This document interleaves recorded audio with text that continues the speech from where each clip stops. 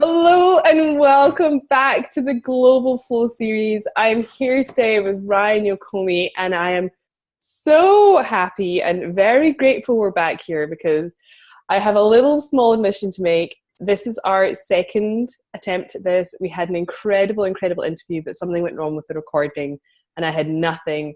So he's been super generous. He's come back again. I have definitely hit record.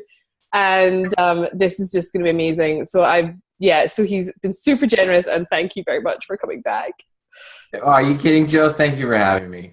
Round two. We'll just keep it rolling. It's going to be amazing. Plus, guys, we're literally recording this as the minute turns to the full moon. It's the biggest eclipse full moon we've had in both of our lifetimes, pretty much.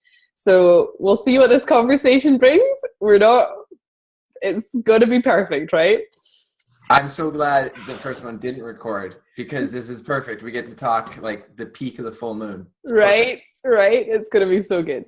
So I want to officially introduce Ryan to you guys and why this is going to be such an amazing call. Ryan is an internationally recognized expert in the field of personal transformation. He is the creator of the Soul Wealth Method and co-creator of the School of Soul Wealth and the Soulful Money Masterclass. He helps clients, network marketers, and entrepreneurs stop worrying and start living by awakening the immense courage that resides deep within themselves. With an innovative and unique coaching process, his clients are guided to live their passion by overcoming their limitations and stepping into their brilliance. Oh my goodness, this is going to be so good. I'm excited. Because last time was good too, right? There's something about you, Joe, that I just want to say really quick that I just feel so calm around you. I don't know what it is. I don't know if everybody who watches this feels this way but there's something special about you. So thank you for having me. Well, I feel it too, right? Like I was like, you're the male version of me. It's so funny. But with way better abs, and we'll talk about that later. So tell us a little bit more about how the heck you got to be doing this. How have you created this incredible school? You've just had this incredible launch and filled up your school. Just tell us, how the heck did you get here? What's your story? A little bit. Yeah. Thank you for having me here. Again, just like to be here with you. I mean, the work you do in the world too, it's beautiful. And just putting together the summit and everyone for being a part of this. Thank you.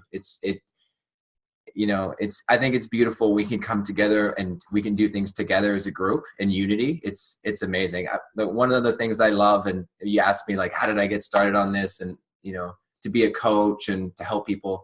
I love being in service. I love being in service. So when you asked me to come do it again, I'm like, yeah, let's rock it again, So yeah, we just filled up the School of Soul Wealth. So shout out to all of our Soul Tribe peeps. What's up, guys? Chris and I created the School of Soul Wealth because we wanted to give people like a place where they could come and develop their natural talents and their gifts and whatever their soul's calling them to create and get into alignment with purpose. Like I love the topic of your summit because it's like, how do you get into flow when you don't feel like you're in flow? So I wanted to, and it's really the reason I became a coach in the first place is because I wanted to do it since I was a kid. I mean, I've always loved personal development, spiritual development. And I was like, I had a lot of success in network marketing through my late 20s, early 30s. And then in my early 30s, I'm like, I want to coach. I just want to empower people on a deeper level. And so when I stepped into doing my passion full time, it just clicked. Like I instantly got into flow and everything started to get into alignment. And now it's, when I mentioned being in service, I've got an amazing group of private clients, a great group in our School of Soul Wealth and other programs. I work with almost 50 people now and spanning, I think 11 or 12 different countries around the world. And it's cool. It's amazing. You know the feeling. It's an amazing feeling when you get to wake up every day, you do what you love, and you get to give back to people and be of service. Yeah, it's unreal, right? Like I still pinch myself sometimes. We're slightly different because apart from having read The Secret in my 20s, I didn't really know this world really existed. I mean, for me, it was a little bit of a surprise. It's still surprising. 4 years ago, right? What? But 4 years ago, you started really going into personal development? 4 or 5 years? I had a little spell in 2010. I went to Thailand, had a little like explore there, and then went back into corporate. I had a year off in 2010 and then went back into corporate, and I only came out in the middle of 2014. So Oh, it was like 2 years ago. 2.5 years ago. Yeah. But it's pretty quick.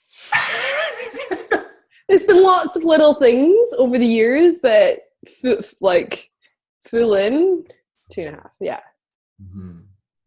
It's amazing.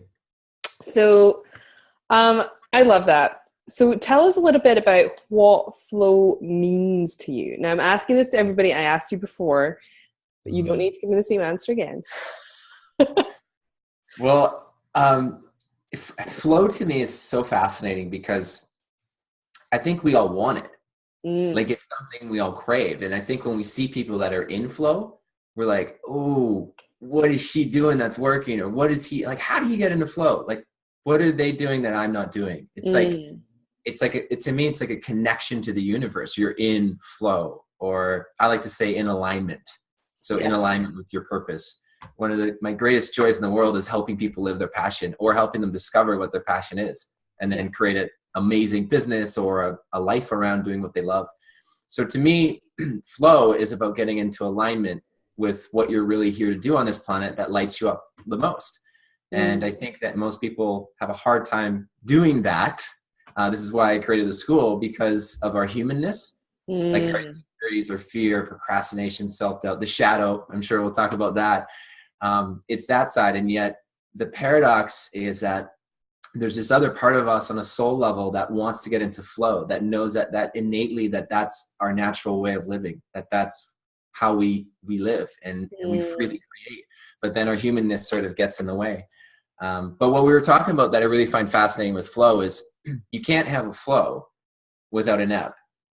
So, right? Like you can't have ambition without humility.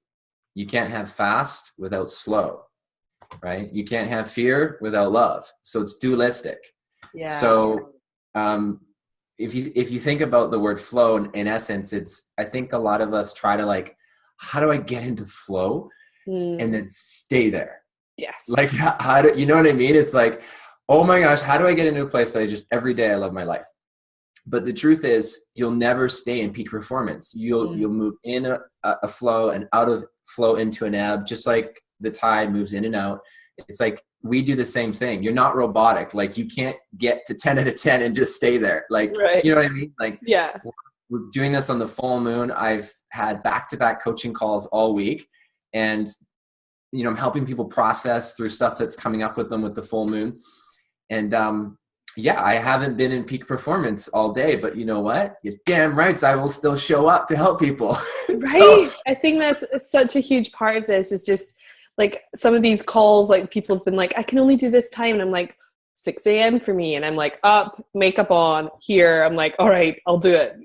Whatever. I'm like, whatever time, whatever it takes. Right.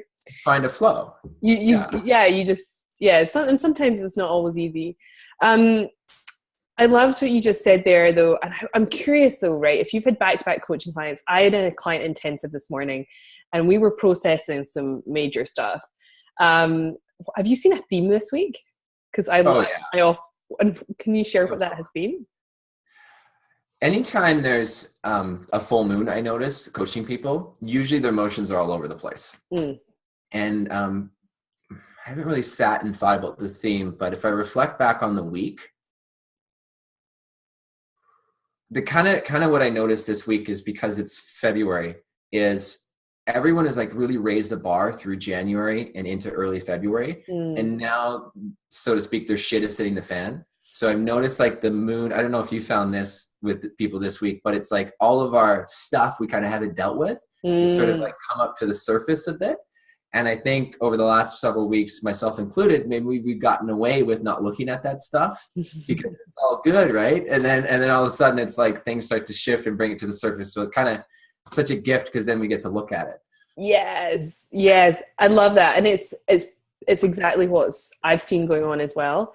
And that's what's happening because the planet's frequency is raising and literally this murkier stuff can't stay hidden. Like it literally has to shake out because we can't hold it at that higher frequency. So it's like everyone is being like squished out of everybody. Yeah, it's kind of like, I mean, this is my mason jar that I drink out of, but Love jars. If this was half full of dirt and water and you let it sit, it's like the dirt's just going to settle to the bottom. It'll still be there, but everything up top's clear. It's like, great. And then something like comes and it shakes up our life. And then all the dirt's in the clear water. I don't know where that came from, but you know what I mean? That's what happens. And then we're like, oh my gosh, there's all this dirt. This is disgusting. And it's always been there. It's just you didn't have to look at it before. I love that analogy. That's a good one. I'm going to use that another time for sure. So I love it. I've been using your other one for ages as well. We might come back and talk about that in a minute. But yeah. So in your, like, I mean, I've known you for, I don't know, about 8 or 9 months or something. 100 years. And I know it feels like 100 years, right? But, and even met in person, which I love as well. And for me, I mean, the time I've known you, I feel like you have just taken off. Everything's clicked into place. Your business has exploded. Like your body has changed. I mean, you've got engaged as well in this time, right? So all of this cool stuff has happened for you. Can you just tell us maybe like a few of the things that have changed or you've changed in that time? Because like you said at the beginning, everyone's like, how is he in flow and how do I get there? So what are some of those things? Yeah, thanks for asking that. Such a great question. You know, I had to look at my life and be like, well, what areas of my life aren't working? And I had to look at, you know, my health, my mental health, my physical health, my career, my money, my relationships, my contribution. Like I started looking at every area of my life and I'm like, well, what areas of my life am I really fulfilled? Am I really happy? And what areas am I feeling like I'm not fulfilled? And basically that question is, what areas of your life do you feel in flow? And what areas do you not feel in flow? Like you're stuck in an ebb. And what I kind of noticed is that the areas in my life that I felt really great, and for at that time was, you know, it was great with my career, with what I was doing, but I wanted to still raise the bar. And what you'll notice is in the areas of your life, if you pick one area that you really feel fulfilled, it usually matches your expectations on how life should be. So you're like, I'm really happy with maybe your marriage or your health. And you're like, this is how my life should be, right? Like I'm doing pretty good. This is great. But then maybe you look at your money or maybe your career or maybe your relationships or maybe your health. And you're like, I'm just not happy there. Like I'm just not fulfilled there. And it usually isn't matching how you think life should be. So your internal conditioning is off. Yeah. And so I started looking at my life and I'm like, well, where do I need to step up? Well, where am I playing small? And I mean, because to be honest, Joe, I'm 35. We can talk about this all the time. I probably look like I'm younger than 35. I don't know. Maybe I don't. But my whole life, I've been always told when I was 20, I looked like I was 10. And when I was 30, I looked like I was, 20. Well, you just look awesome now. Like, I wouldn't worry about it. And no, yeah, I look younger. I'm sure I look younger than I am as well. You look awesome too, Joe. Your earrings look beautiful, by the way. Oh, thanks. So... But yeah, I just looked at my life, and this goes for everyone. 35 years from now, I'm going to be 70. And I was like, I don't want to regret doing things that I wish I would have done now when I'm 70 or 80 years old. Yeah. And so I'm like, I need to make a change. And I think that's when we really decide to make a change is when we get leverage, when we get kind of either we get inspired or we get sick of the results we have. And what really changed with my body, because you talked about my body, is I decided I was actually scrolling through Instagram and I saw this guy in his flow, having this, great body, great program. And I went online and I bought the program. It was $35. And the next thing I did was I went in front of the mirror in the bathroom and I took a picture of myself without a shirt on. And I thought, oh my God, that's what I look like when you actually look at a picture of yourself. Like, oh.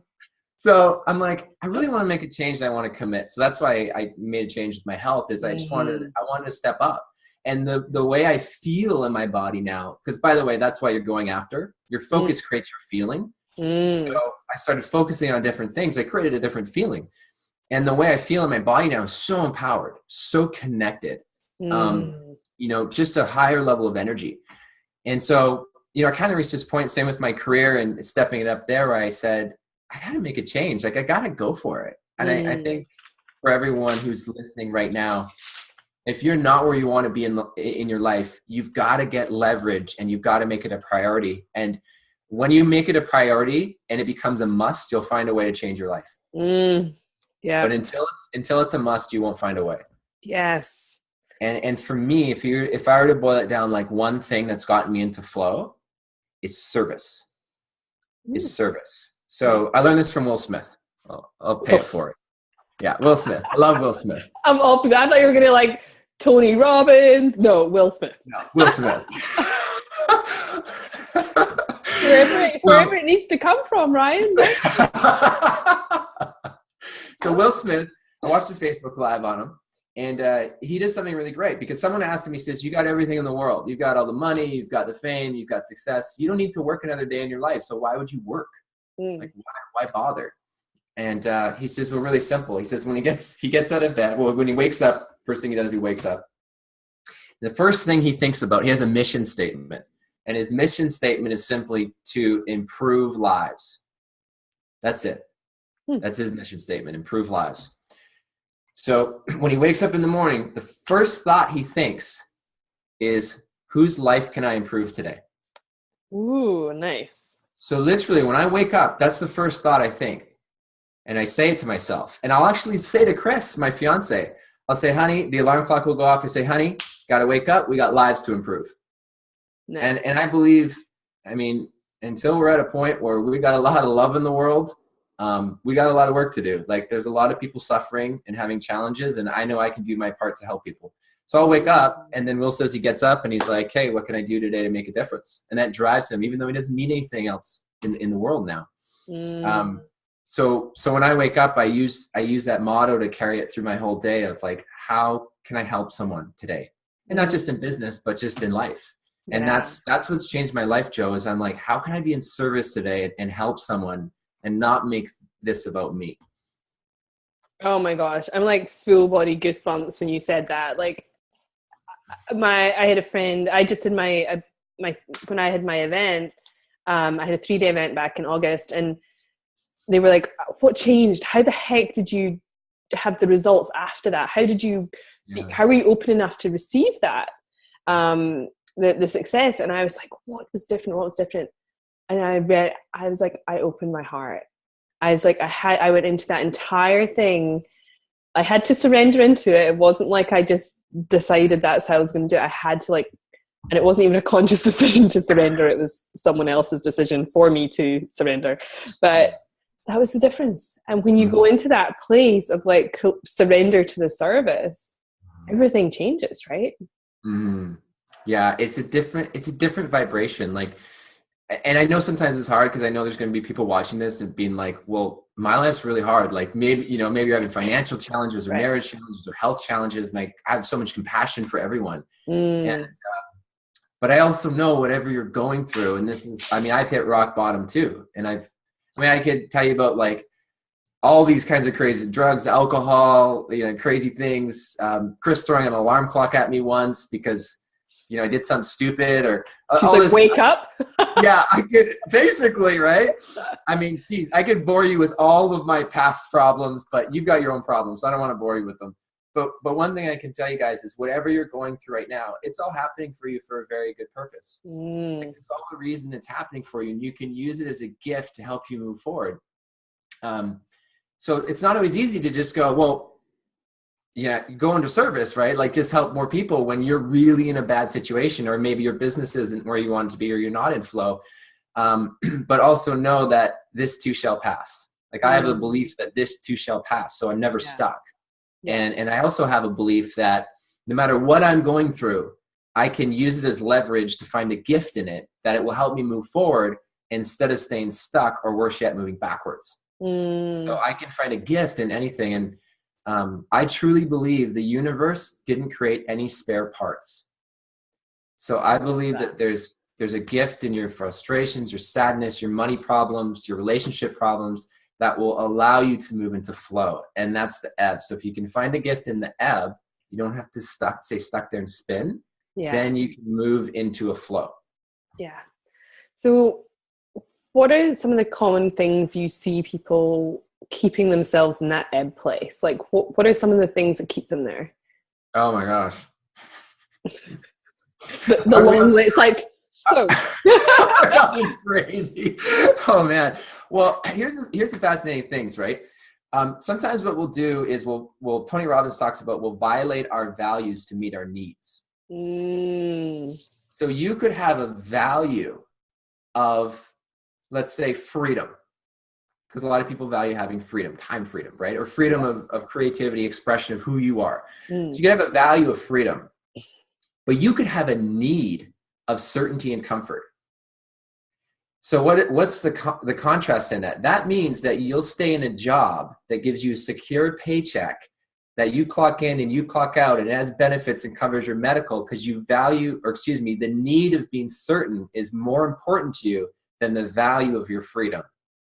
And that's a conflict. And so what we'll end up doing is, when you mentioned like some of the problems people have, one of the biggest problems people have is they're having their needs met in a disempowering way. A lot of people do crazy things. Like, people are fucking crazy. Am I allowed to swear on this podcast? No.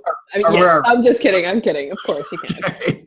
You know, when I do podcast interviews, I'll send you the complaints. Don't worry. Yeah, right. So when I do podcast interviews, because sometimes I get excited and I curse. And for me, that's really liberating, because I grew up in a Christian household where I was never allowed to curse. It was like totally taboo. And so I'm like, I went through this phase where it's so freeing. But when I do podcast interviews, it's like, you'll go on iTunes and you'll see all the interviews. And then there's mine with a little red R with like... I am shocked. I'm shocked. I don't want to have to R-rate my series. No, that's so funny. That's so funny.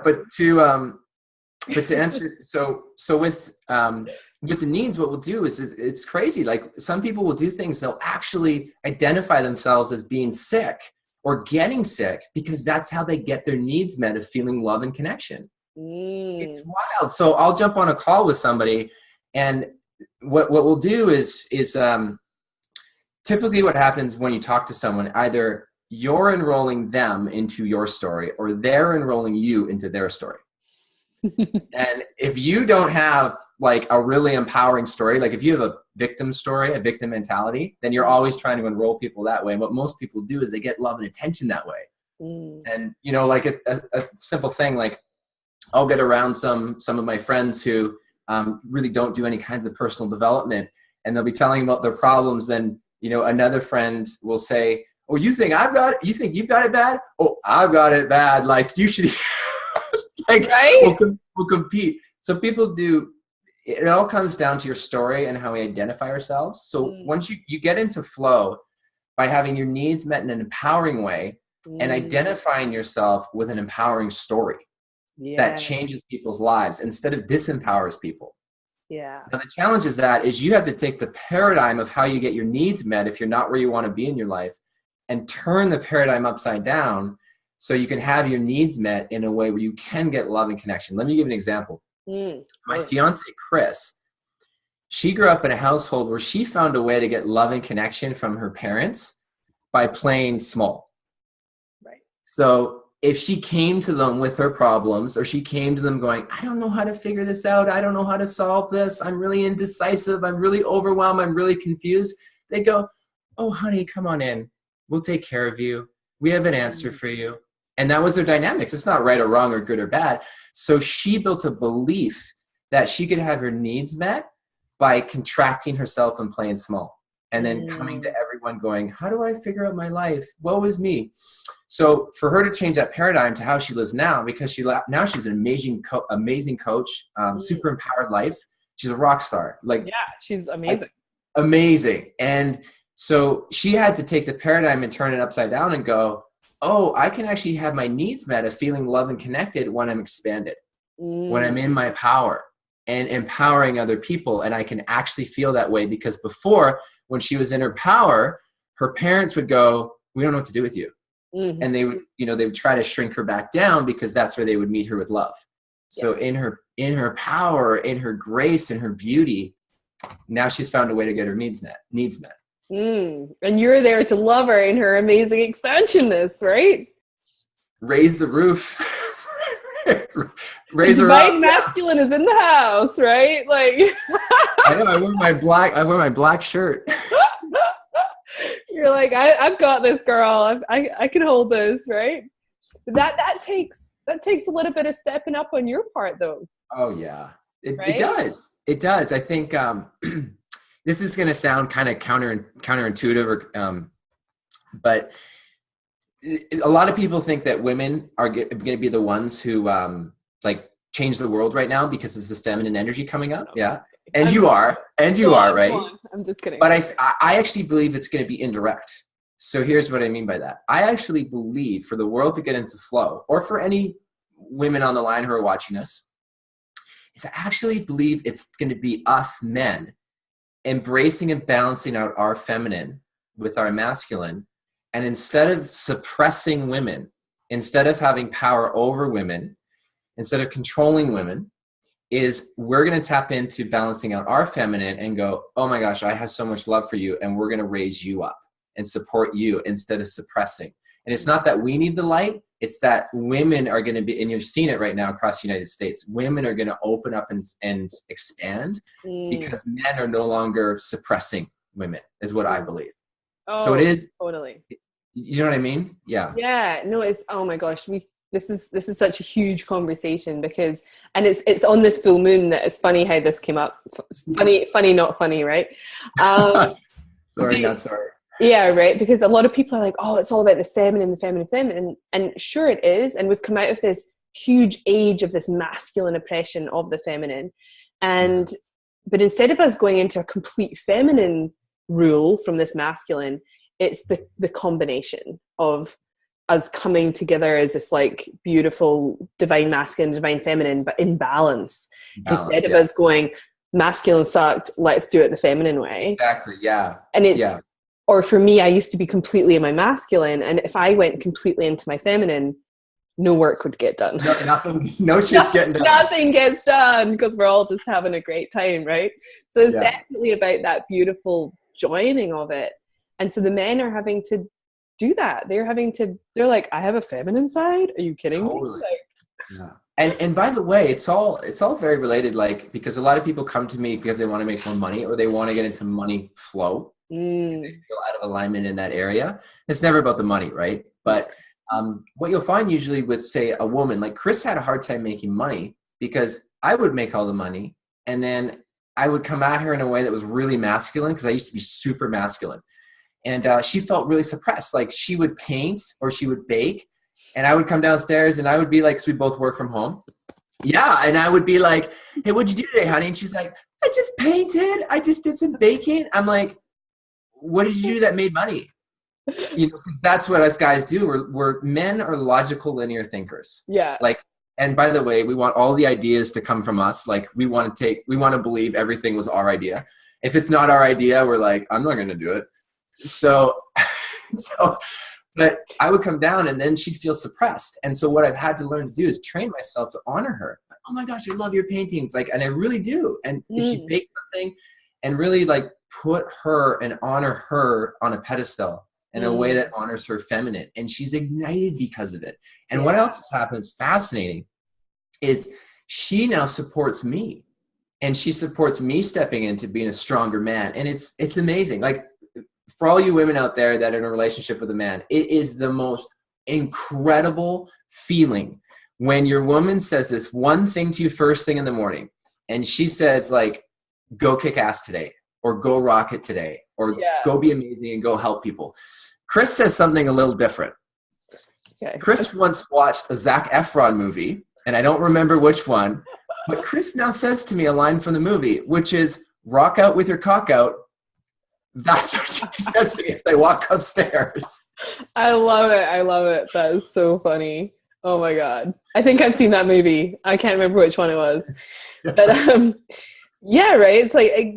But it's cool. Oh, who talks about that? I remember actually it was one of my coaches. I think it was before my event. He was like, yeah, go in the room and get your dick or something. I was like, which by the way, I don't. For everyone who's watching. And I was like, listen, Okay, No. I've got pants on right now. Okay. That's good. I know, right? No, just, but it's like, who are you going to be today? Are you going to step into? I'm just like, come back. Okay, so it's like, who are you going to be today, right? And like, show up as your powerful self, right? And as women, sometimes to get into your feminine, you have to focus on your yoni and be in that feminine flow. And that's sometimes how we learn how to receive. And it's that balance between the giving and the receiving as well, right? This stuff fascinates me. If anyone is looking for a bit more information on that feminine conversation, we have a couple of interviews that are dedicated to that. Check out Julie Parker's and Paula's as well. So definitely check those out if you're looking for a bit more information on the feminine. Oh my gosh. I'm like, do we just keep talking about that? Or do we go? I'm like, I don't know. There's so much there. Yeah, there's a bunch of stuff. I'm like, so, and I think the beautiful thing in this as well, and actually, this is something I didn't know I was going to bring up, but I've noticed in a lot of my clients, and you guys are this beautiful example of it working, is especially some of the new clients in my group program, for instance, they're really stepping into this self-development, changing their money mindset, shifting their money story place right now. And they're in the group asking the questions like, my partner doesn't believe it. He doesn't know, he doesn't think I can, or he's in money fear, or, and so there's this like sort of battle that I see some of the women, and it's not always the women, don't get me wrong, but just from, I guess, my perspective, because that's who I'm working with mainly at the moment. And they keep themselves a little bit small to sort of placate the guy, right? To play into his stuff, because if there's this fear that if they rise too fast and their guy doesn't keep up with them, then they lose the guy, right? Ultimately, at some level. Mm-hmm. How do you see the dynamic? Like, have you and Chris grown at the same rate, or has it been like one grows, the other catches up, the other grows? Like, how does it work? How does it work? Like that. We're like, it's like no, we're always in different stages. We're in different seasons, right? Right. I don't think growth is linear in any way. It's very bizarre. I mean, you're always like, it's in a spiral, and people say to me sometimes, you probably get this, Joe, they're like, I thought I've dealt with this. I thought I was past this. And why am I back here? You're just back there in a different level of consciousness. You're more developed. But yeah, Chris and I I've had moments where I've made all the money, she's made no money, she's made all the money, I've made no money. And it's created conflict, and I felt disempowered, she's felt empowered. And we're finally at a stage where we actually are both in our power together, because we're so yin and yang. So like one's super powerful and the other isn't. And so we've had to find a way to, like you said, integrate both the masculine and feminine within ourselves. So then when we come together as a couple, we're more powerful. But one thing I was going to say, it's really fascinating about, you mentioned like women feeling they can't step up because of the man. Usually, not always, but usually it's their shadow around the masculine energy, depending on how they grew up with their father. And it's usually a similar dynamic. So that's where you want to check in with how you're getting your needs met. Because we only do things that meet a need or a set of needs. Yeah. And I was telling you before that you can't be free of something until you love it.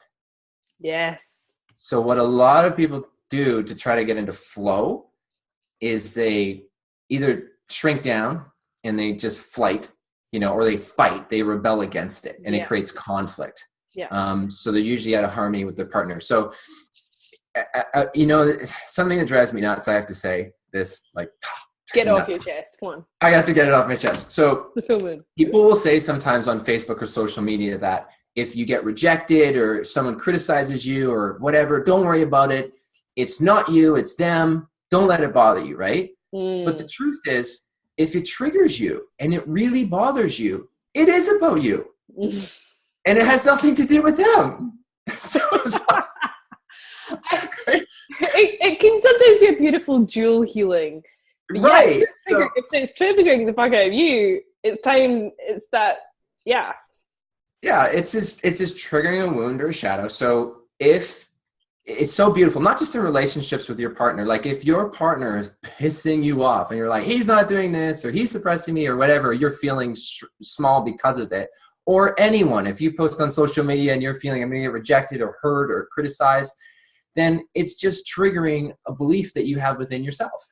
So you actually got to go there because it's like, it's a mirror. It's like, the whole universe is a mirror. That's all it is. Like the internal world is just a reflection of the external world.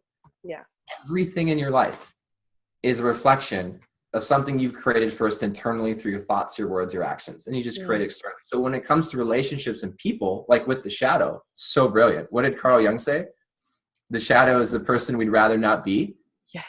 Right? So you're like, oh, my spouse drives me nuts. I don't want to be like him. I don't want to be like her.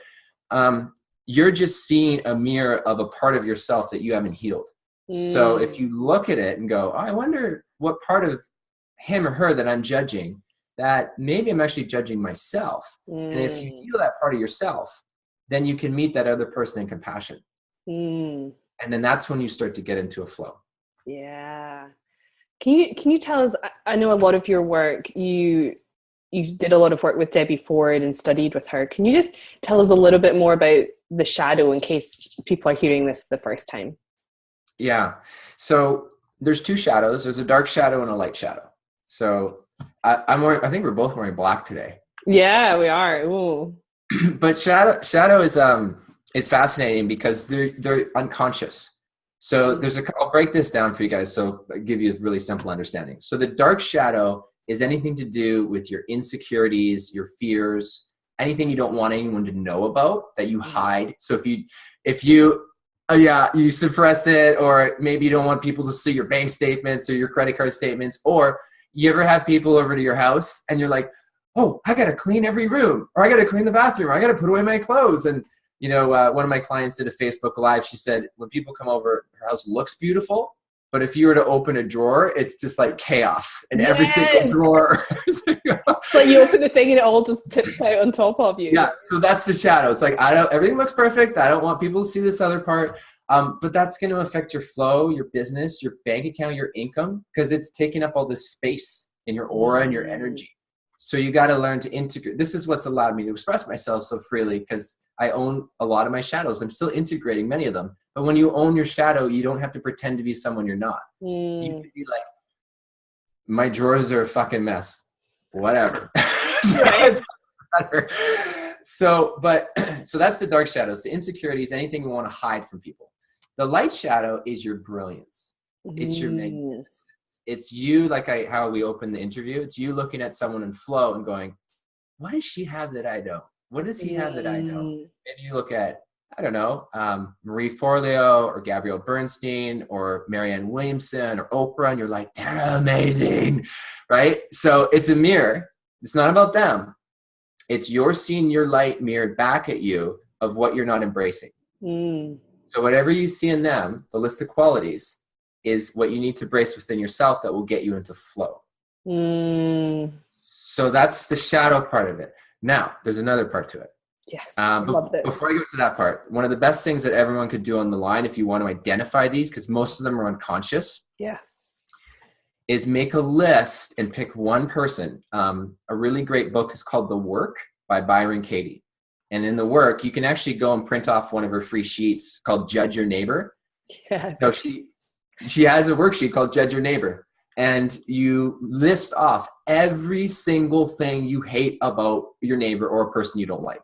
So that's one way you can tell about your dark shadows, your judgments.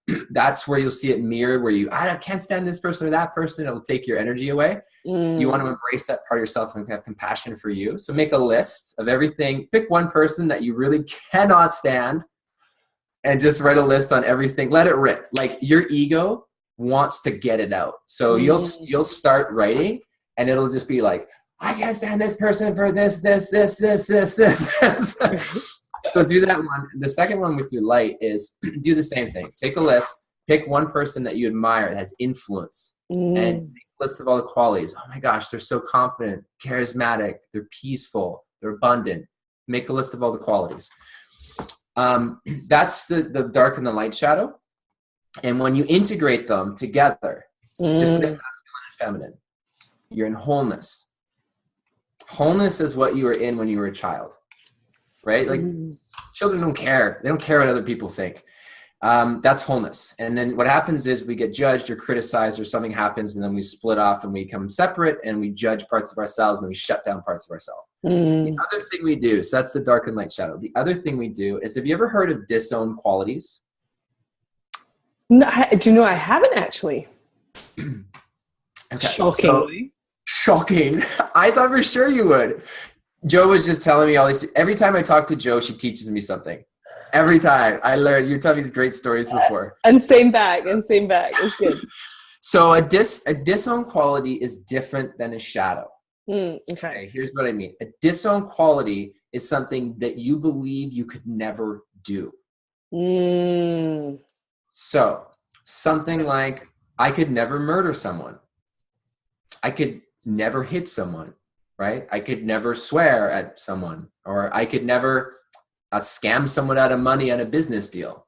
Something that just completely goes against everything that you believe is right.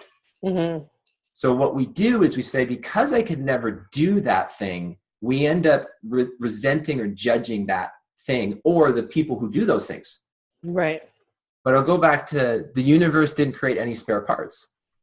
So, I mean, you know, I don't have kids, but I would imagine if somebody broke into our house and was trying to kill our child, I could probably kill that person that was trying to kill our child if I had to, you know, and I would never want to do that to anyone. I could never murder anyone, but given the right circumstances, you probably could.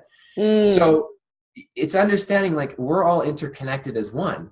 So if I judge someone for a belief that they think they're right in something, and I'm like, I could never do that, what I'm really saying is I'm separate from that person, and I'm actually separate from the universe then. Yes. So if I go within some crazy parallel universe, maybe I could do something crazy like that.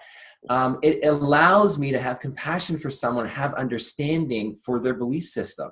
So this is when I coach people on money, relationships, health, career, their finances, like really creating a really amazing life that's harmonized. I have zero judgment, zero, because I've done a lot of work integrating my shadows and my disowned qualities. So I can go, oh, I understand that person. Totally different perspective. So now you can have compassionate, deep, loving, connected relationships. I love that. And even this morning, you know, I was talking to my client and she's like, oh, I've never told anyone that out loud. And I said, this is like a zero judgment zone. It hadn't even like hit me as being something that I would judge her on, but it was tough for her to say. And I was like, oh, okay. Yeah. Oh, but you know, it's probably so freeing for her too, right? Yeah, right. Like it's amazing to say saying the unsaid, right? We just take the power out of the thing, right? Yeah. Voicing it. I remember, so I have my coach is Ann Sullivan. She owns a company called Bliss Flow Coaching. And I mean, when I first started coaching with her, I'm sure you get this with clients. You're just like telling your coach this stuff. And you hit this point where you're like, should I tell them this? And I'm like, okay, I'm going to tell it. I'm going to say this to her. And then I say it to her of whatever it was. And then I'm like, oh my gosh, why did I say that? I should have said that. Why did I say that? Like, let me take it back. Right. Yeah. And I'm like, oh my gosh, she's totally going to judge me here. She's judging me. She's totally judging me. And then I get off the call and I want to run a marathon because I'm like totally freaking out. I said that. But that's how you integrate the shadow, is you expose it. Yeah. I love it. And that even works when you're coaching somebody, right?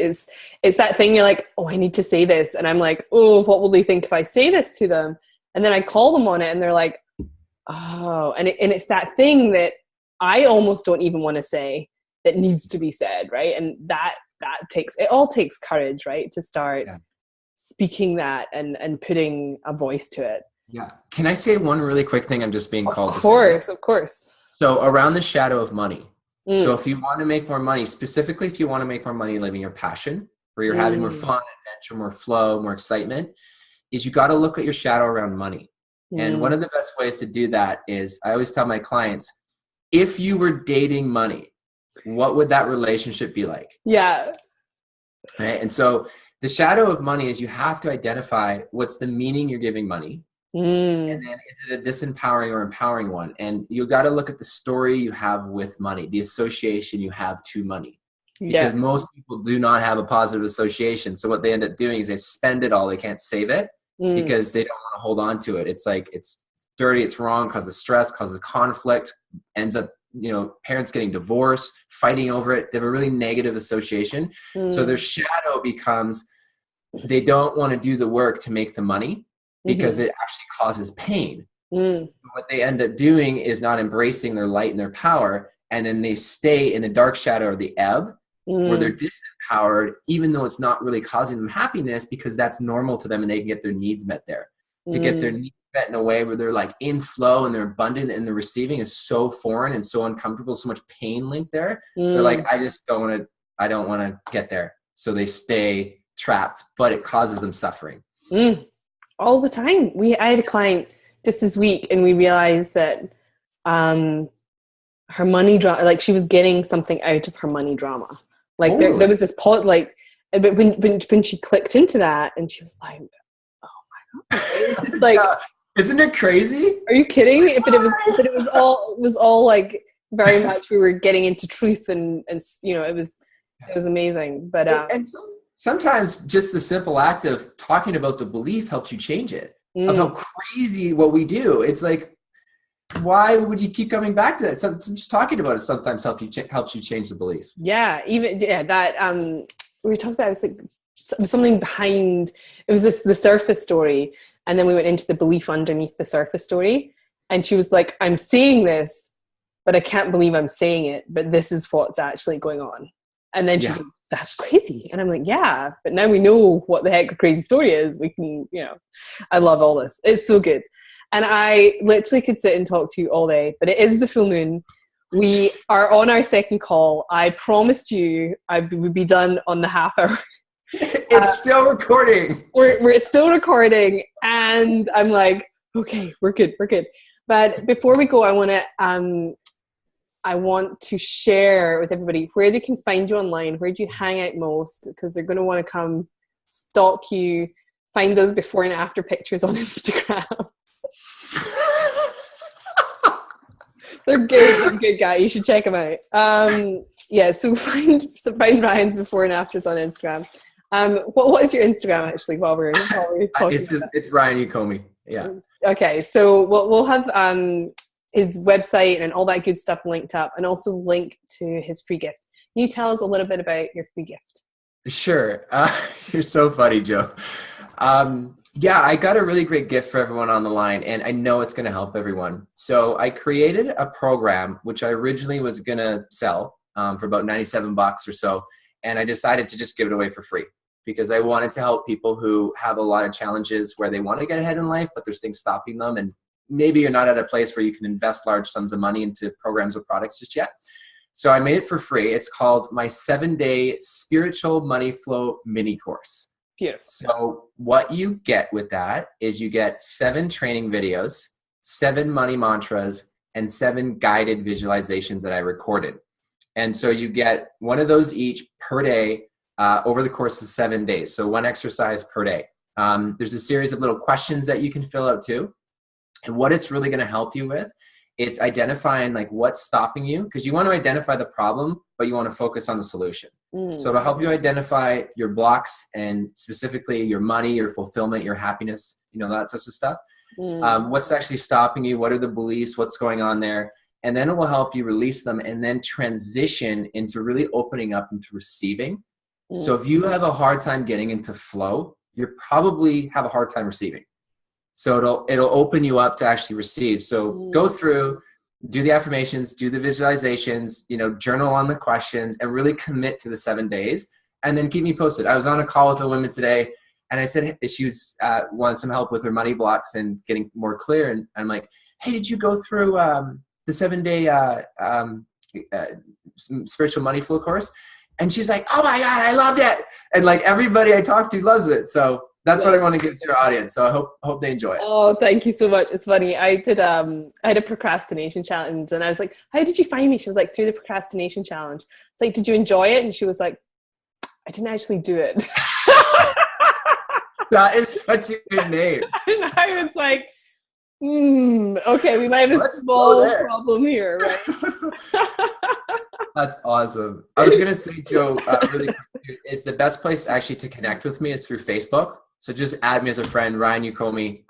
It'll probably just be me and my 2 older sisters because my last name's Japanese and I don't think there's any other Yokomes on Facebook. Okay. So yeah, just add me as a friend and we'll connect. Oh, beautiful. Brilliant. I love it. Oh my gosh. I love it. I love you, Ryan. It's amazing. I'm going to hit record. I love you, Joe. I'm so committed to this not going on for 2 hours. I'm hitting stop.